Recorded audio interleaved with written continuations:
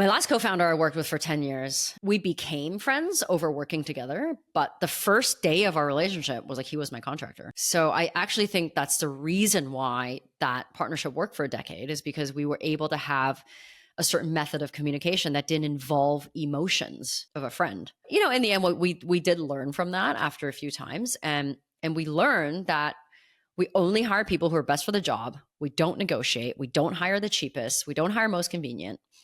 And if we can't afford to pay that person, we just move on, right? Like I don't believe someone's worth should be dependent on our ability to pay. In fact, I want to pay them what they ask so that they give me the best thing.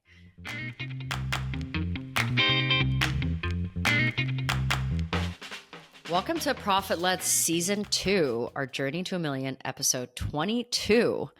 I'm Melissa Kwan, co-founder and CEO of eWebinar and your host, and I'm here with my co-host Todd Parmley, eWebinar's COO. Todd, can you believe that it's episode 22? 22, it's palindrome. That's kind of nerd I am. I think we're 22. Almost at the end of the season. Well, in the last episode, we talked about what it was like when our startup grew from concept to a real business, what it felt like, scaling issues we experienced, what we did with the product and our business as we got more and more customers.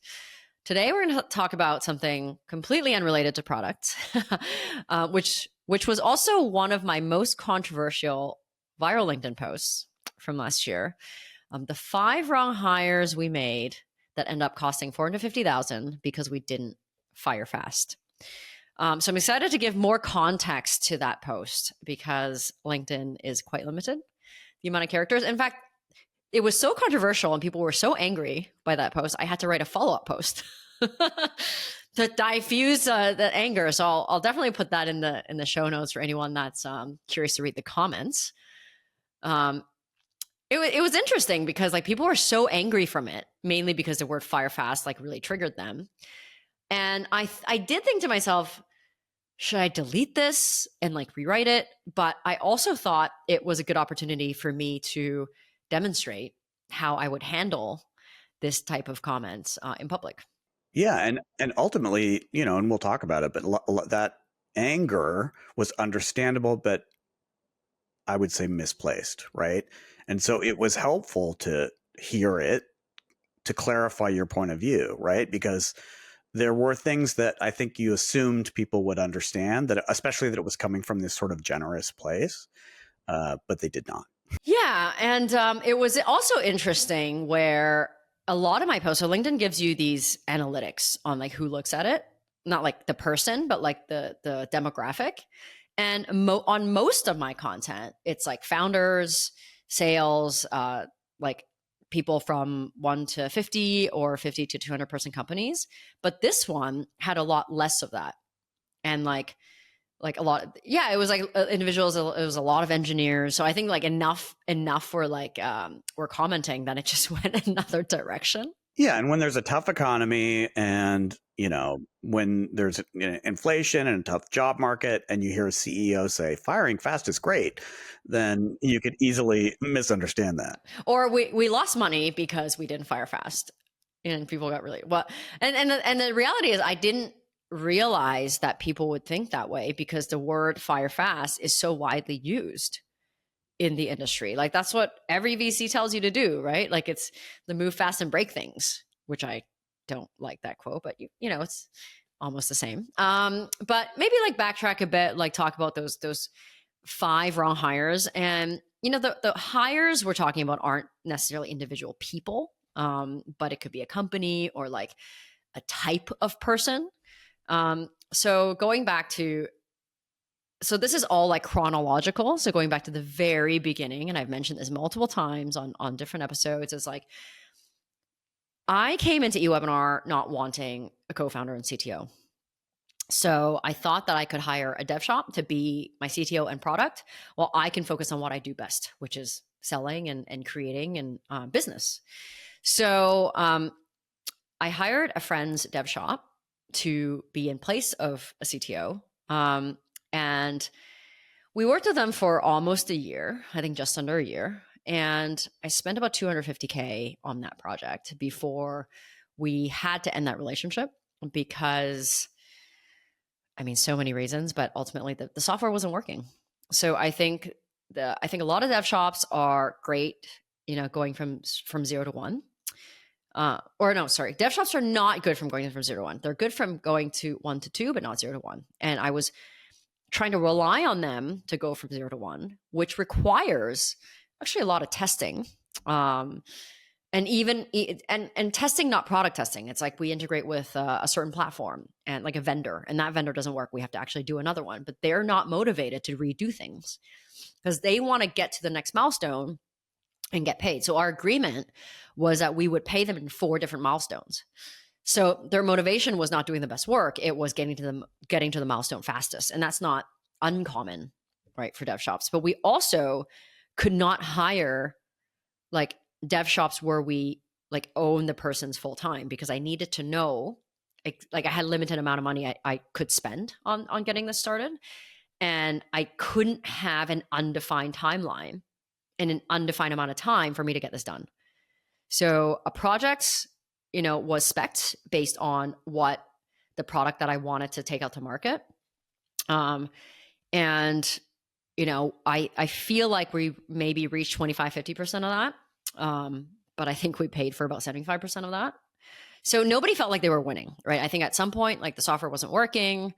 I don't know good software from bad software. I don't code, but I do know that good software works and bad software doesn't. And it just wasn't working. And because it was my friend's dev shop, they kept telling me they would fix it. And of course, I had no reason not to trust them, but it just wasn't getting fixed. And that's when David, my current co-founder and life partner, came in to help consult. He was a fractional CTO for someone else or for other companies. And he started coming in to help, seeing how things were built, giving his advice, started coding, just volunteering. Within a month of him coming in, the product started working. And that's when I knew that we had to end that relationship with the dev shop, and that like it was so naive of me to think that I could build a tech company without a technical co-founder, without any technical knowledge of my own. And this is not an uncommon path that I think non-technical founders take, but it's definitely not a good path that anyone should take. I mean, I think another thing that comes with like basically agency work, right? Hiring a dev shop to do something for you without a technical co-founder or somebody with kind of the big technical picture in mind, is that they build things to work in the moment. They don't build them to scale. They don't build them so that you can build things on top of them. It's like a very fragile infrastructure, right? And I remember David talking about that when he first looked in. He was like, this is really fragile code that will have to be rewritten almost immediately. And so, that's the other thing you don't see if you don't know what to look for, right? You don't know that the not only it's like the quality of the code in the immediate moment, but also that they're not building for any kind of future, right? They're just making it work. And I think that's also a function of it's just hard to hire great developers. And a lot of developers just don't know how to do that. They're quite junior. They haven't worked on really complex products. They were told they need to build something and it needs to work like this. So in the end, maybe it works like that, but it doesn't, it just does that function. It can't really do more than that. Yeah. And I would say that like a technical CEO, and again, I'm like you, I'm a non-technical person. Like I know enough to talk about things conceptually, but I'm a non-technical person ultimately. But you need someone who has a mind, who's a systems architect, right? Who understands how to envision the back end so that it will support the front end, like in perpetuity. And, you could only do so much at the beginning. Like we talked about that in the last episode, which is, you hit scaling issues that you can't anticipate. And then you have to sometimes go back and redo some things that you thought were scalable. But, I can't even tell you how many times I've worked on products that had to be completely rebuilt on the back end. And we have never had to do that since David came on board. Yeah. And I guess I had a sneaking suspicion that this was not a great shop and that it wasn't going to work out. But it was my friend's shop. And, you know, there's emotions involved in these hiring decisions, right? So you can't just rip the Band-Aid off, right? Like you want to give them a chance. You don't want to ruin that friendship. And in hindsight, you know, always 2020, like we should have ended that relationship sooner so that they wouldn't have spent so much resource. Because at some point they were trying to hit the next milestone. It wasn't working. So then we couldn't pay them. And then we now bring in a third party to evaluate and judge their work, which wasn't great for that relationship either. So in hindsight, should have known better. But that's why we have this topic. Yeah. Number two was, you know, it's not a single person. I am thinking of a single person when I'm writing this, but it's also like a small group of people, which I think a lot of people walk into as well. It's like the convenient person that you can afford. Like, I need something done. You're here, you're a friend or you're a friend's friend. Let's just get it done. Right. And I think as a bootstrap startup, we always feel like we need to make concessions by hiring who we can afford instead of like the best person for the task. And a lot of times we feel like, oh, if you're charging us this little money to do this, you're doing us a favor. But when that happens, when we compromise on quality, every time we compromise on quality, we've had to do it again. And sometimes it's not the quality of the work. Sometimes it's the quality of the person, right? We hire someone because they're right here and their work is great, but they're super hard to work with. But they're just there and they can do it today, not tomorrow. Yeah, I think what compounds that is when you're starting out, you feel like everything feels so urgent that it also feels like you don't have time to like find, you know, look at options or find people. It's like, no, I know, you know, I asked one person, they said they could help. Let's just do it, you know, and it's understandable because you have things you need to get done. Yeah. And also like sometimes, you know, I'm thinking of a particular case, but like I hired a friend's friend and, you know, we've gone out before, like cool guy. There was no way I could have imagined him to be hard to work with, you know, but when people are in work environments, they're totally different. They could be totally different people. And these are not big projects, right? Like we always hire people for a small task first. But what I realize is like, even that can be very damaging to a friendship. And not just the direct friendship. It's like the person who introduced us.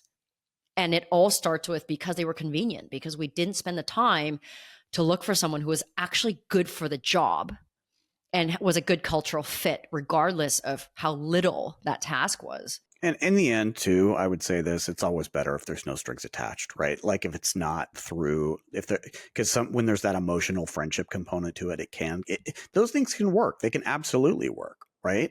I mean, they have worked. We were friends before, not great friends, but we were friends before we started working together. Yeah, but we were business friends. So I do think there's a difference. Like my last co-founder I worked with for 10 years, we became friends over working together, but the first day of our relationship was like he was my contractor. So I actually think that's the reason why that partnership worked for a decade, is because we were able to have a certain method of communication that didn't involve emotions of a friend. But you know, in the end, we did learn from that after a few times, and we learned that we only hire people who are best for the job. We don't negotiate. We don't hire the cheapest. We don't hire most convenient. And if we can't afford to pay that person, we just move on, right? Like I don't believe someone's worth should be dependent on our ability to pay. In fact, I want to pay them what they ask so that they give me the best thing. Right? There's a lot of consultants out there that I could just go for advice. Like now that my business network is quite large, and they would give it to me.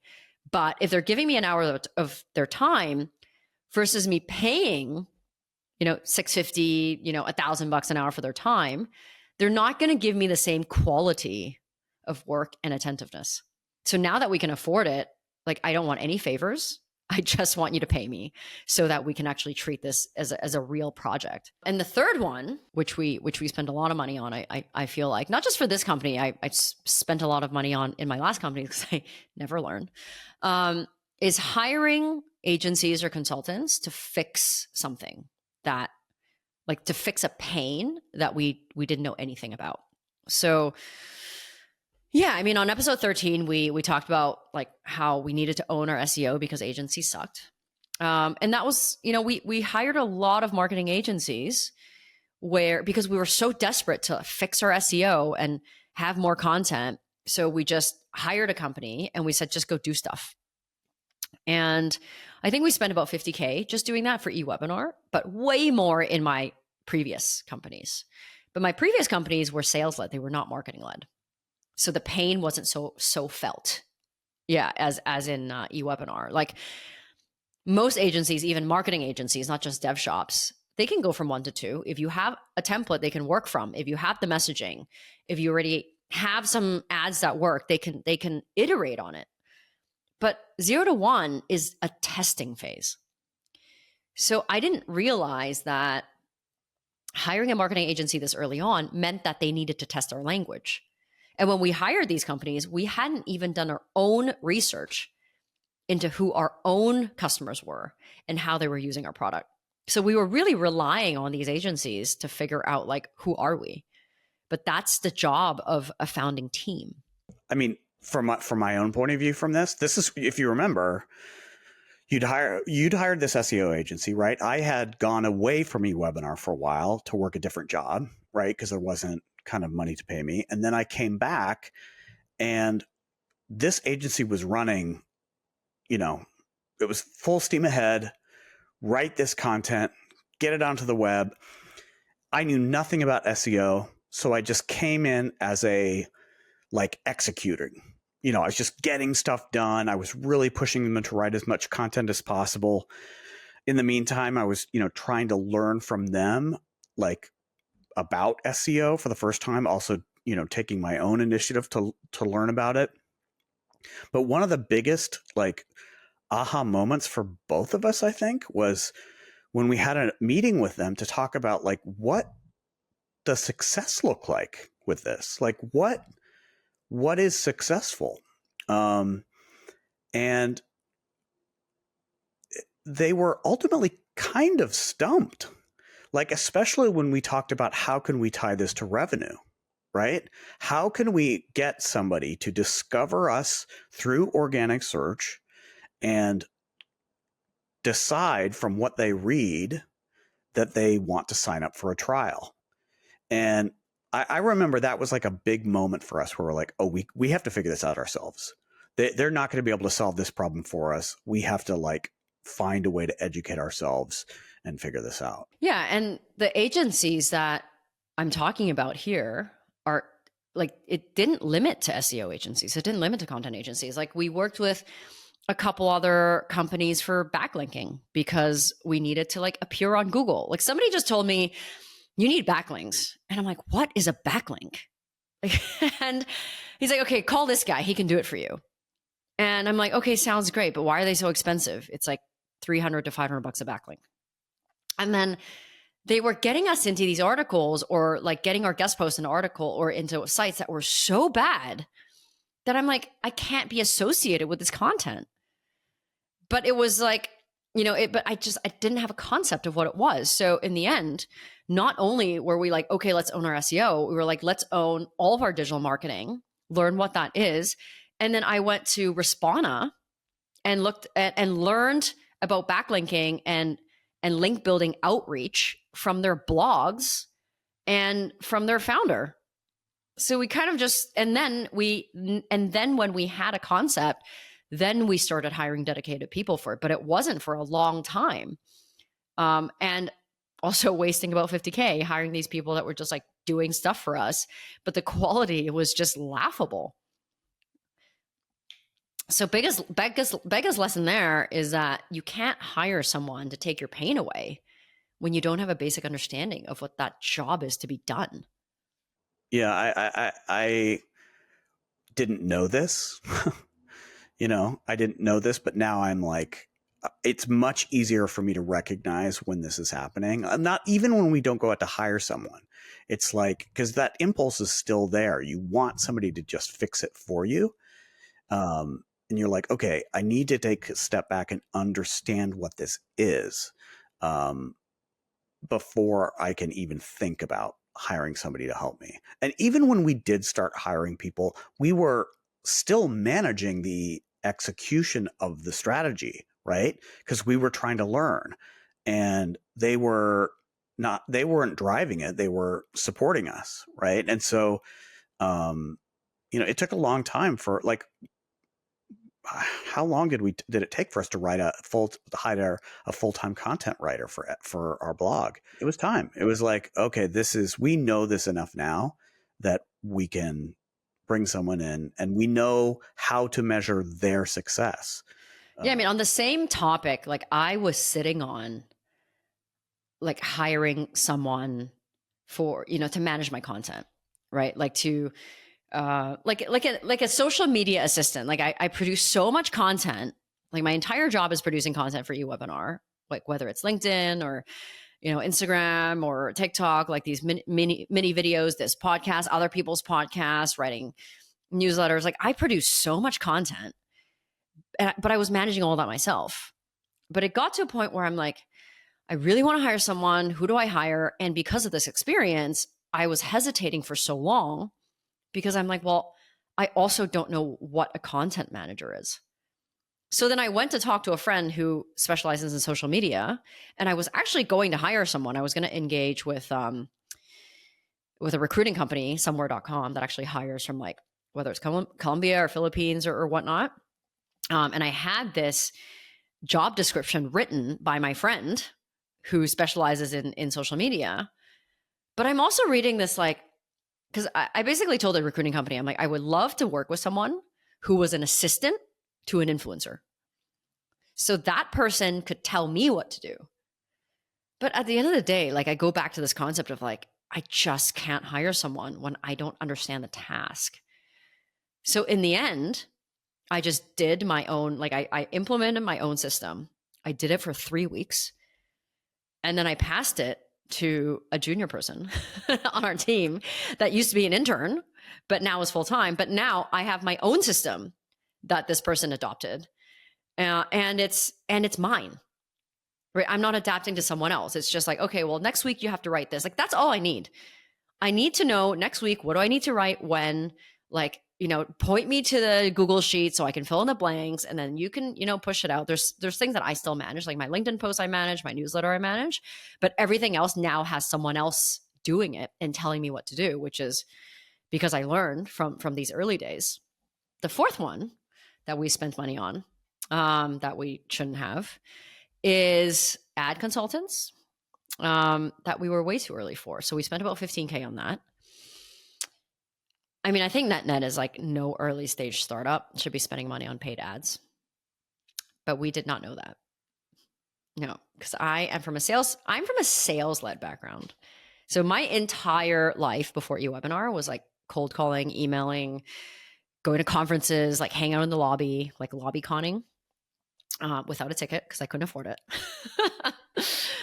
But like, I thought that, everybody tells you how they think you can make money. So, people are like, if you spend $2 or spend $1 buying ads and you make $2, you're winning. Everybody says that, right? Sounds great. I want to do that because we were running out of leads.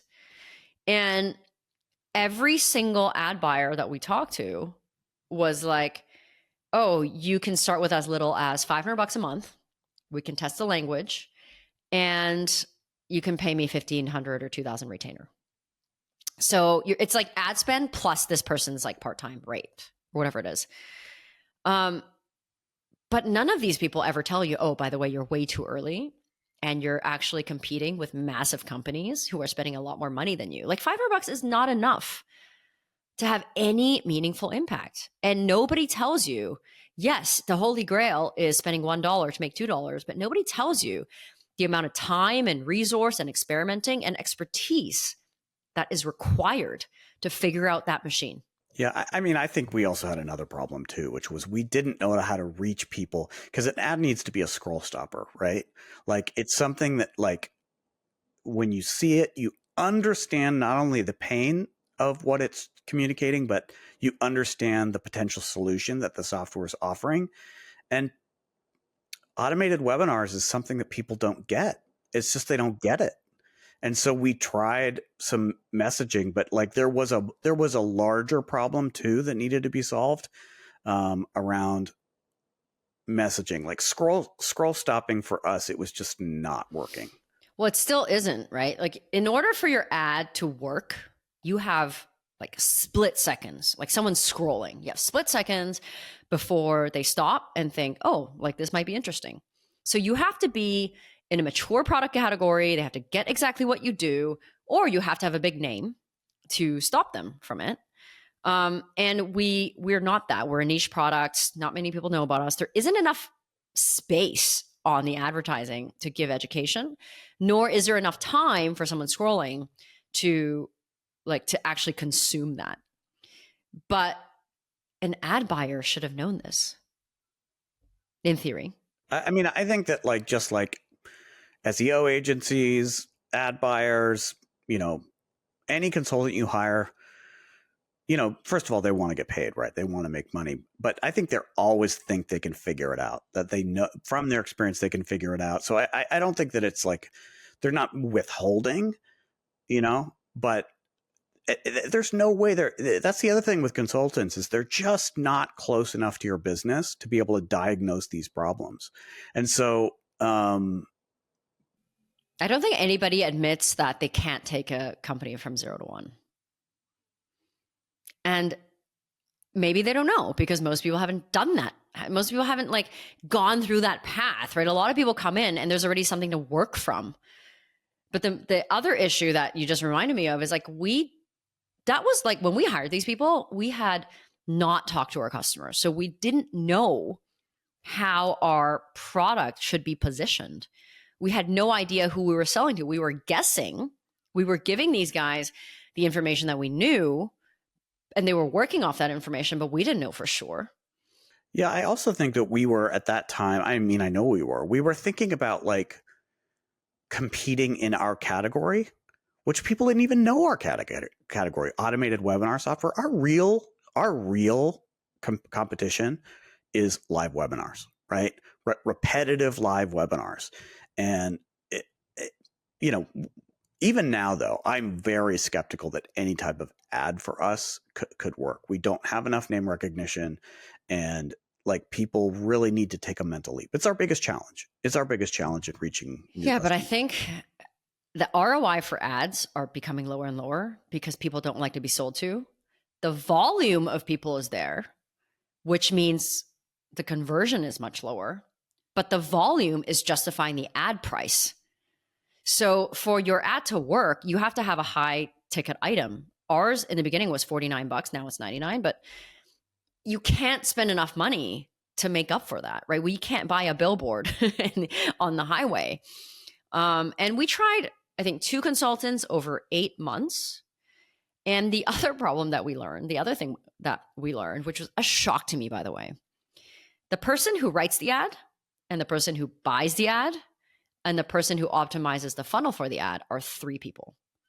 You'd be so lucky if they know how to do 2 of the 3 things. And even more rare if they can do all 3. Usually they cannot. Maybe if they write it, they can also buy it. But the person who optimizes the funnel is actually a completely different person who knows how to A/B test and do all this nifty stuff. People that know how to write creative ads are kind of like a different breed. So the first person we worked with didn't write, which meant we wrote for this person, but we don't know how to write ads. So we were just and then in the beginning when ads weren't converting, I thought that the messaging wasn't good enough. So we were just trying different messaging. But in the end, I'm we're not spending enough money. We're not a product category that people understand. And the reason we know that is because they come into our demo and they'll be like, so how does this work? So if you don't know from our demo how it works, how can you tell by a scrolling ad how it works? Yeah, our demo that uses our product to demo our product. So you're literally having the experience of the product and you still don't understand how it works. Yeah, and we tried to do customer stories that were ads. We tried to target a certain persona. And the thing is why couldn't we fire fast? It's one of those things where you want to give it enough time. And you want it to work because you feel like if you can get some return, and it's consistent, then yeah, it's worth regularly spending money on it. I mean, everybody tells you that you just need more time. You're not giving enough time. And maybe sometimes that's true, but it's really hard to know when you've never done it before. So from that point on, we ended up like, we pulled the plug on that and we just do, I guess, retargeting. I don't even know. Yeah, we do very little, basically just retargeting and really advertising against our own name and maybe a couple of other things. But also, we rank so well for the keywords that people are searching for that, I mean, this is one of the things that I learned is that a lot of times venture-backed startups they're so well funded that they just pour money into ads and they don't even try to optimize any keywords for SEO because they're just like, we'll buy it. That's how we'll get to the top of the list. And so those keywords are wide open for you to grab if you're in a category like that. And we did do that a little bit where I went into spaces that were so crowded and we were able to get into the top 3 within a week because nobody was trying to even get there. They were just pouring money on ads. So, you know, there's other reasons to not do ads too. There's especially if you're in a category where you're competing against, better known names or better funded names. So the fifth one, the fifth wrong hire, which is of course my most painful, expensive mistake, which we talked about on episode 16, or 130,000 mistake in affiliate marketing.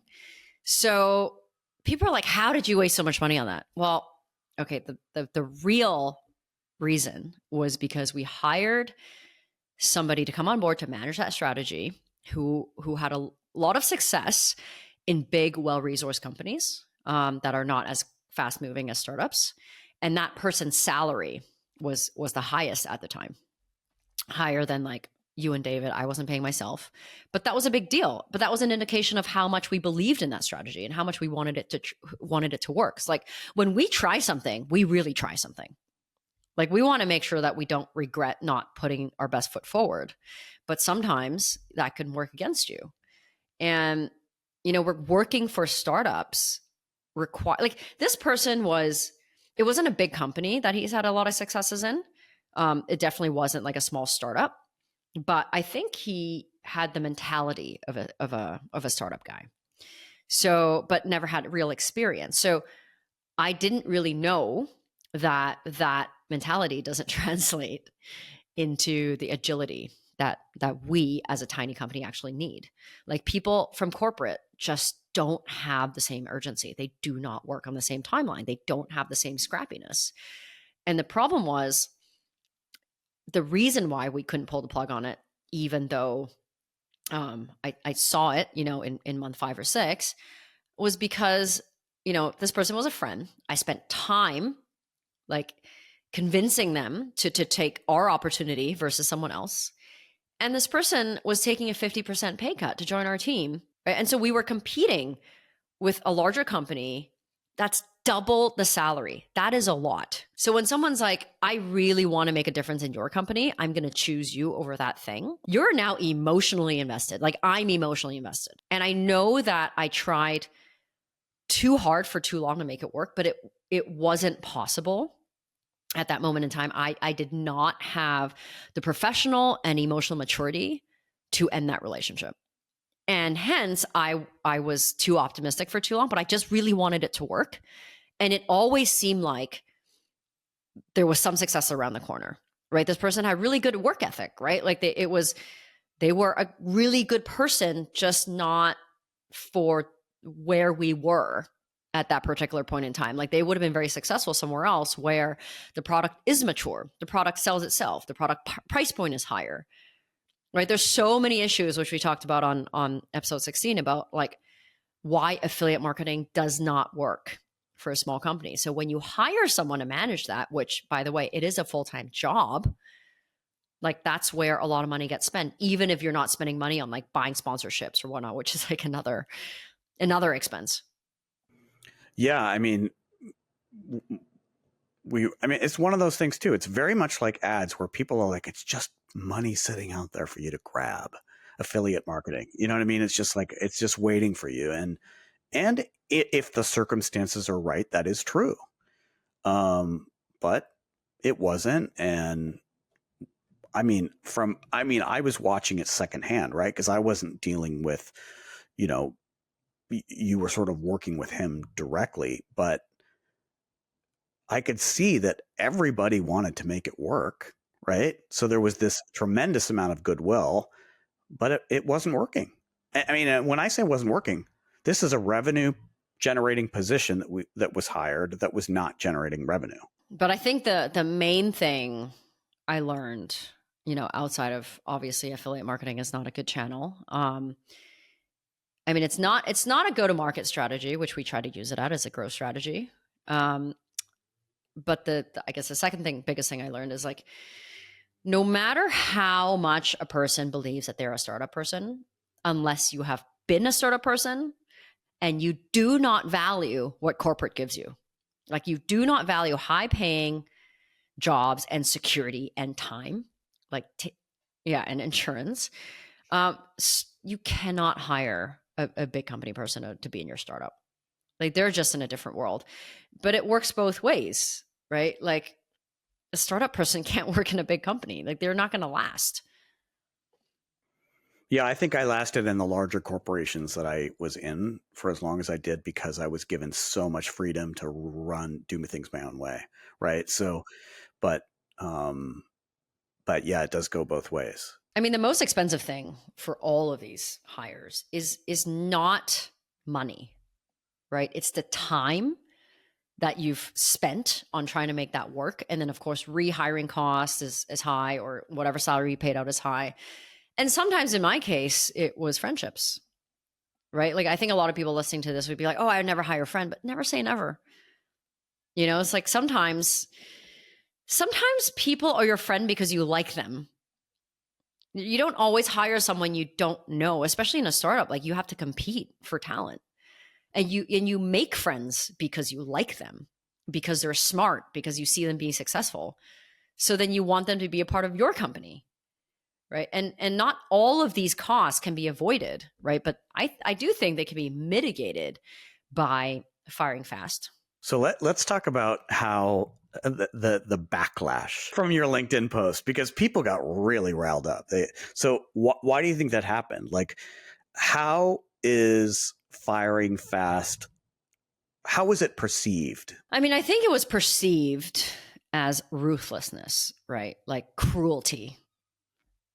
And that's what it sounds like, because it sounds so dismissive, right? After I started getting that feedback, I'm like, of course it sounds dismissive, right? Without any context. But firing fast doesn't mean literally removing someone on the spot, which is what it sounds like, right? And yeah, as we were talking through those scenarios, like hopefully the audience can feel that there are so many more elements that are involved, especially as a small business where you're competing for talent. And I think around that time when I posted that, there were massive layoffs in tech companies not being able to raise money. So it was such a sensitive topic, right? And when you put that out there, like it almost reinforces the idea that like big companies are evil, employers are evil, leaders don't care about their people. And that was the feedback that I was getting. And surely, right, there are high paying CEOs that maybe don't care so much about their team, that are so removed, right?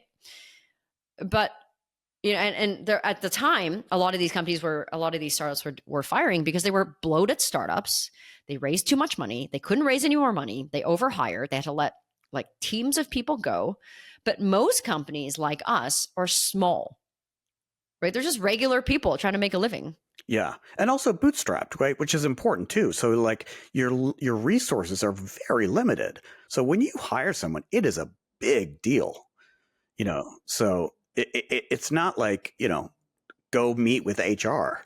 What I hope people to know about firing fast is it doesn't mean like you're ripping somebody out of their chair, right? Like it means that, at least for a founder like me who's really new to all this stuff, is like it means like listening to your gut, right? Knowing when someone really doesn't work.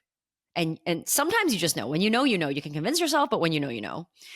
And separating that cognitive decision with your emotions, and then being really honest to them and to yourself about missed expectations. Because it would have been so easy for me to be like, okay, it's been 6 months.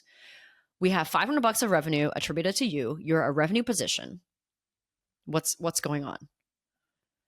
right? And I was so afraid to set those expectations and say them out loud because I didn't want to offend this person. But at the same time, every dollar going to that person is not going to you or David or me, who was not getting paid at all.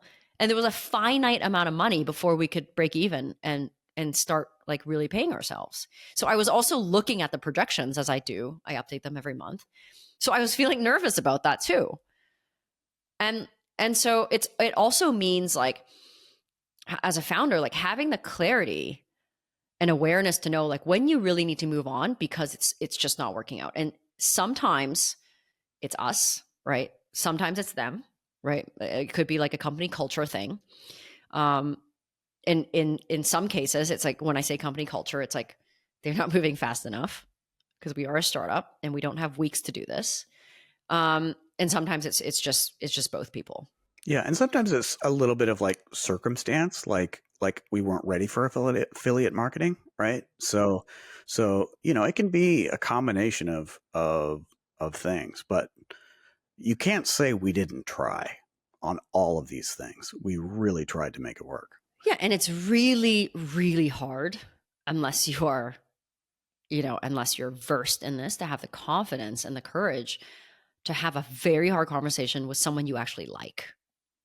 Because it's the right thing to do for the company and for their career. Like it cannot feel good to be in a job where you're taking a paycheck, where it's a bootstrap company and you're constantly not seeing success. You're not paying for yourself.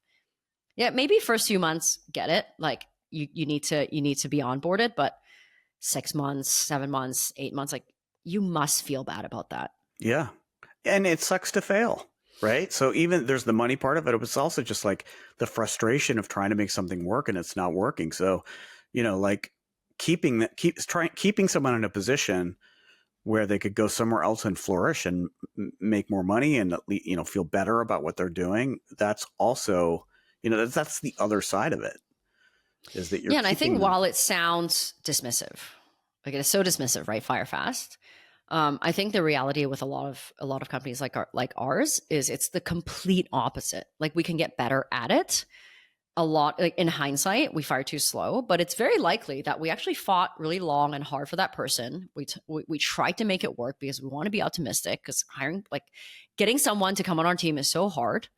And it just took a long time before we came to that difficult decision to actually, let them go.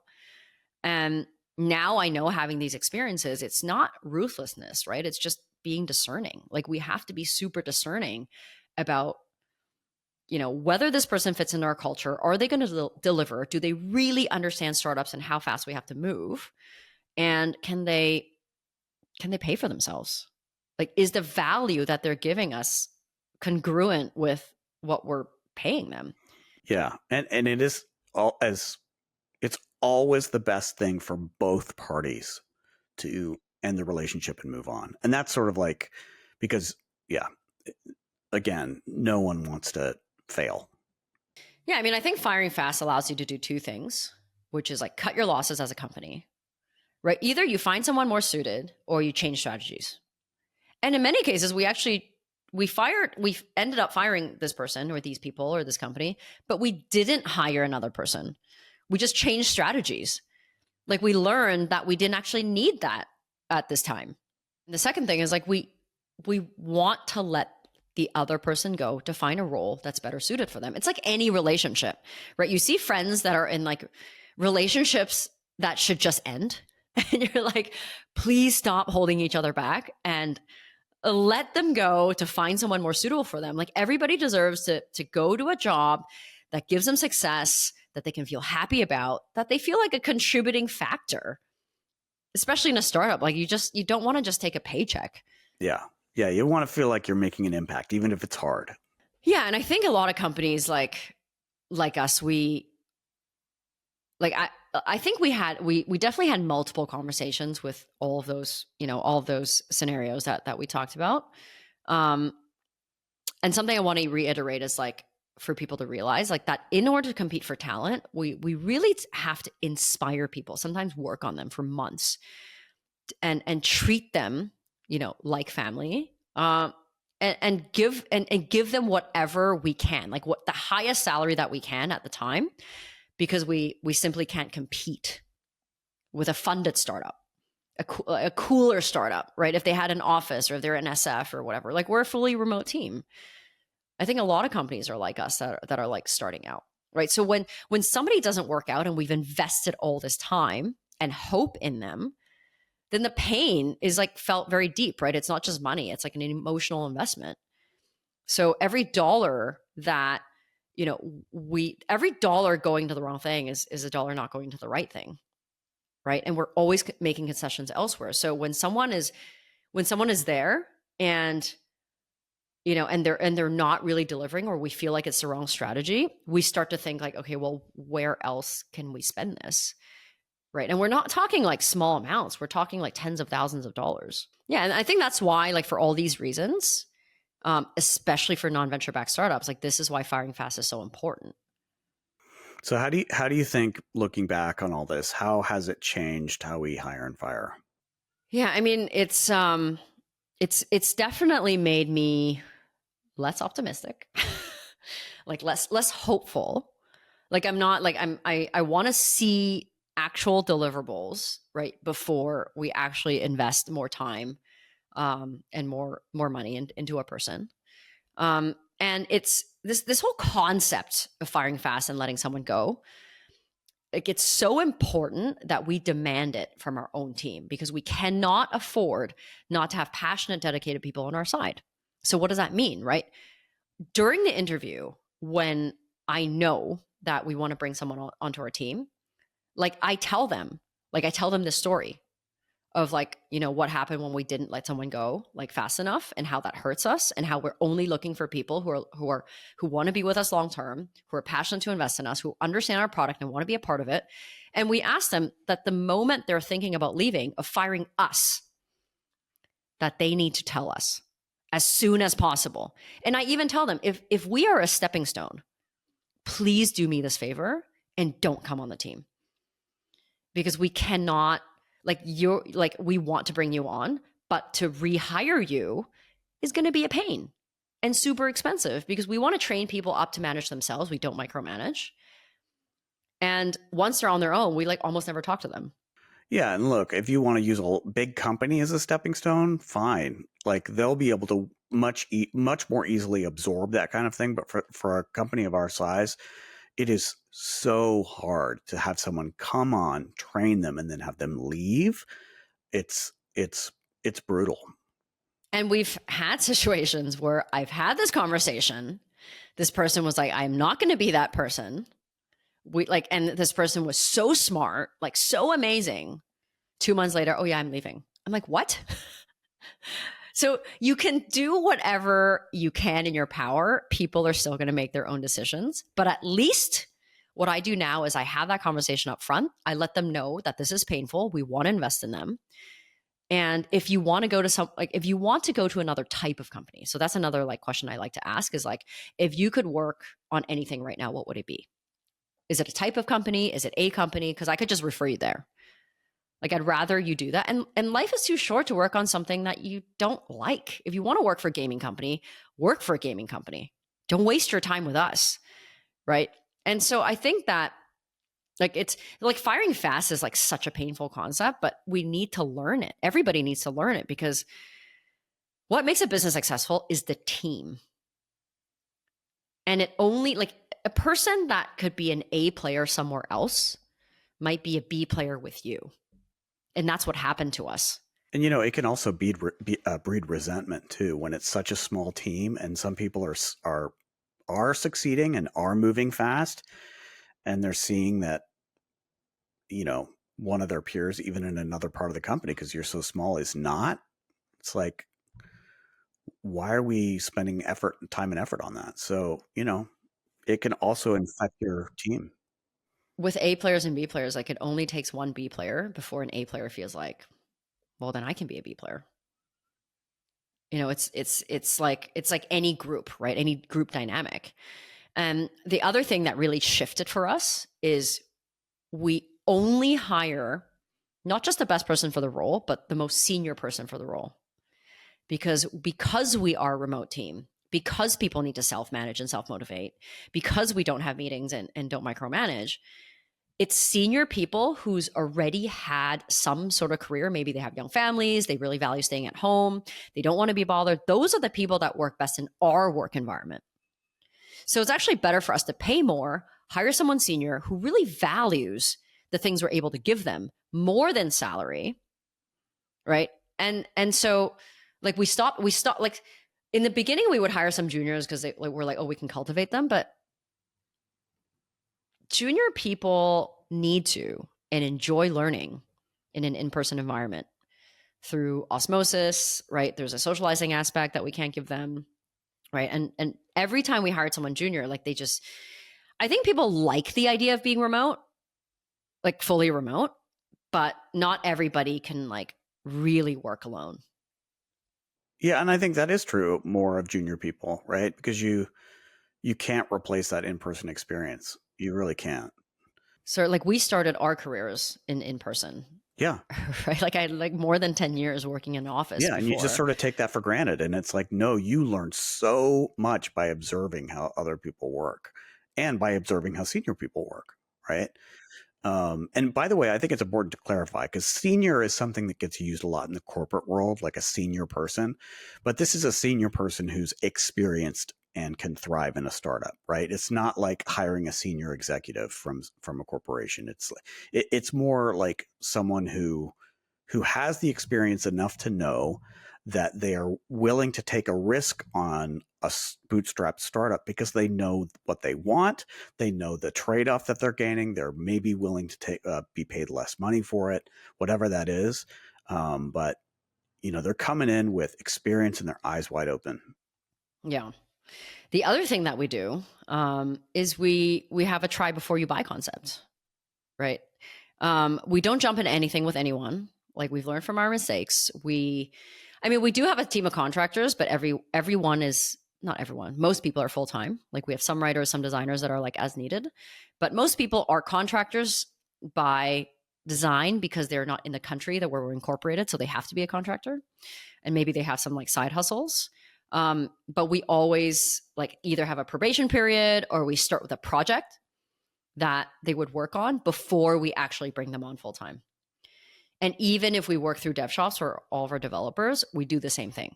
Like if somebody comes in and like, because somebody left, like we have them working on a very specific thing before we see, okay, is this someone that we want to actually have on our team full time? And we also now, having that experience of spending a lot of money, we only hire when we absolutely have to. So what does that mean? Because we do all these things by ourselves, we hire when we can no longer take on that task, right? It's like, yes, you can write, you're a good writer, but it no longer makes sense for you to do it because you're spending all your time doing that and no time on the product. And like for me, it was like, oh, I was spending so much time managing my own content and I was so disorganized that like I was no longer productive if I didn't have a content manager or an assistant that just told me like every Friday or every Monday, these are the things you have to write. These are the things that are going out. Yeah. And you feel that pain. You know when there's something else you should be paying attention to that you can't. And the pain outweighs the like cost of bringing in someone new, because that's hard. It's hard to bring someone up to speed in a way where they can become almost completely self-managed. Like, with our main marketing content writer now, like when he delivers a draft for me to review, it is a very simple process now. And it took us a long time to get there. It got progressively better and better.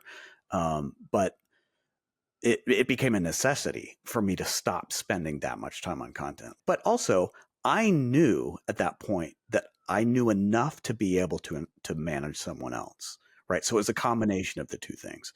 I understood the task enough to quote unquote outsource it. Not really outsourcing, but yeah, that became a necessity, no question.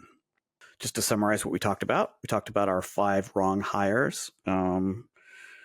and what firing fast is and is not for those people who brutally criticized us, and then what we changed after learning from those experiences in terms of how we hire and fire in our process now. So from that recap, what's your hot take for today?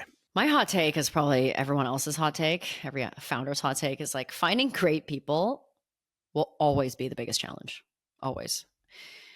I think there's less and less of them out there nowadays. As people are becoming more independent, they can work from home, they have a lot more choices. But people are your greatest asset, and your team will be the reason that you succeed, and how much and how fast. So you can't let that slow you down. Ultimately, you have to do, what's required.